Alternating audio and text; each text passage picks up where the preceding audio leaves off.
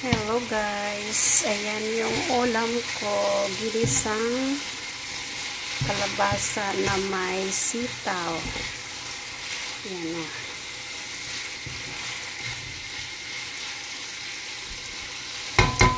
Yummy yummy.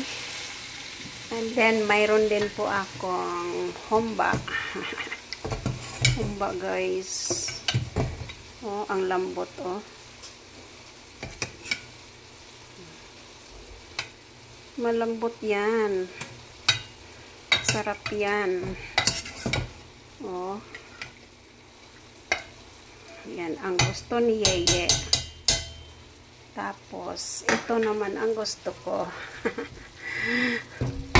Kanya-kanya kaming ulam. So guys, thanks for watching. Have a nice day everyone. God bless. Bye.